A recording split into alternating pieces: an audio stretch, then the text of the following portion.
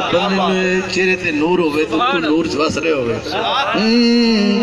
اللہ پھر کی کہنا دے چم کے تلیاں آپ جگہ سونے دے سردار سونے دے سردار چم کے تلیاں آپ جگہ سونے دے سردار۔ سروائزین، نبی کریم رؤوف الرحیم صلی اللہ تعالیٰ علیہ وسلم کی معراج کے متعلق چند ایسی روایات بیان کرتے ہیں کہ جن کا کتب احادیث میں دور دور تک نام و نشان موجود نہیں ہے۔ حالانکہ سرکار دو عالم علیہ السلام کا سفر معراج یہ ایک حضور کا ایسا معجزہ ہے اور ایسا کمال ہے جس پر قرآن مجید کی نصوص ہیں، احادیث صحیحہ مشہورہ متواترہ موجود ہیں، تو ان تمام دلائل کو چھوڑ کر بندہ ایسی روایات بیان کرے کہ جن سے واہ تو ہو سکتی ہے لیکن ان کا کتب احادیث کے اندر کوئی وجود نہیں ہے، اور یہ روایات بہت زیادہ مشہور ہو چکی ہیں۔ ان میں سے ایک روایت یہ ہے کہ جو واعظین بڑی کثرت سے بیان کرتے ہیں کہ نبی کریم علیہ السلام کو حضرت جبرائیل امین علیہ السلام نے آپ کی تلیوں پر، آپ کے پائے ناز پر بوسہ دے کر آپ کو بیدار کیا۔ تو احادیث کی جتنی کتب ہیں جن میں واقعہ معراج کو بیان کیا گیا، حتیٰ کہ سیرت کی جتنی کتابیں ہیں جن میں المواہب اللدنیہ ہے، الشفاء ہے، الخصائص الکبریٰ ہے، دیگر بہت سارے جو سیرت کے ماخذ ہیں، ان تمام کے اندر اس روایت کا کوئی نام و نشان موجود نہیں۔ اور ہمارے واعظین تو پھر اس میں مزید یہ ایڈ کرتے ہیں، اللہ رب العزت کی طرف نسبت کرتے ہیں کہ اللہ تبارک و تعالیٰ نے حضرت جبرائیل امین علیہ السلام کو فرمایا کہ جبرائیل میرے محبوب کی تلیوں کو چومو اور پھر اس طرح بیدار کرو۔ تو اللہ تبارک و تعالیٰ کی طرف کوئی ایسی بات منسوب کی جائے جو اللہ رب العزت نے نہیں فرمائی، تو اس کو قرآن فرماتا ہے وَمَنْ أَظْلَمُ مِمَّنِ افْتَرَى عَلَى اللَّهِ كَذِبًا، اس سے بڑا ظالم کون ہے کہ جو اللہ کی طرف جھوٹ کا افتراء کرے۔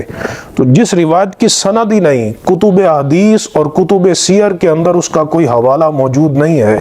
تو اس کو منسوب کرنا اللہ تبارک و تعالیٰ کی طرف یہ بہت بڑی جرت ہے۔ اسی طرح پر ایک روایت جو بیان کی جاتی ہے، اور اس روایت کو علامہ زرقانی نے موضوع قرار دیا ہے المواہب اللدنیہ کی شرح میں،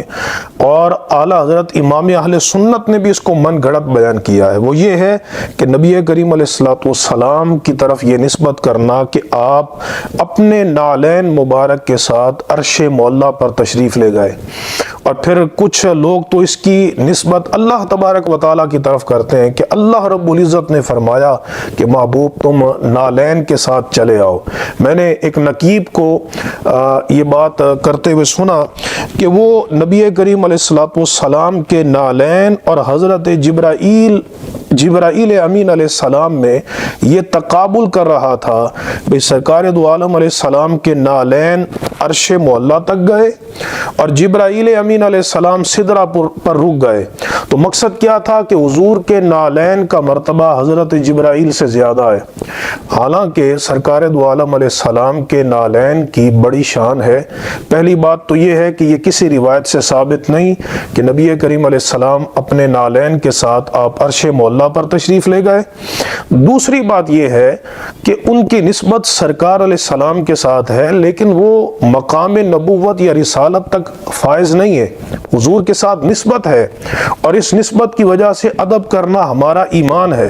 لیکن حضرت جبرائیل امین علیہ السلام تو اللہ کے رسول فرشتے ہیں۔ اِنَّهُ لَقَوْلُ رَسُولٍ كَرِيمٍ ذی قوت عند ذی العرش مکین مطاع ثم امین۔ تو سرکار علیہ السلام کے نالین مبارک کو حضرت جبرائیل سے افضل بتانا یہ صرف گمراہی نہیں، یہ کفر ہے۔ ہماری تمام عقائد کی کتابوں میں یہ لکھا ہوا ہے کہ جو ولی کو رسول سے افضل مرتبے کا بیان کرے تو وہ کافر ہے۔ تو نالین مبارک کی بڑی نسبت ہے، لیکن وہ ولایت یا نبوت اور رسالت کے منصب پہ فائز نہیں ہے۔ تو اس طرح کی جو بے احتیاطیاں ہیں اور غلو ہیں، اس کے ساتھ ایک مذاق بنتا ہے اور معجزہ معراج کی طرف تنقید کی جاتی ہے۔ تو ہمیں چاہیے کہ ہم قرآن و حدیث کے مستند دلائل کے ساتھ نبی کریم رؤوف الرحیم صلی اللہ تعالیٰ علیہ وسلم کے سفر معراج کو بیان کریں۔ اللہ تبارک و تعالی ہمیں حق اور سچ بیان کرنے کی توفیق عطا فرمائے۔ وآخر دعوانا ان الحمد للہ رب العالمین۔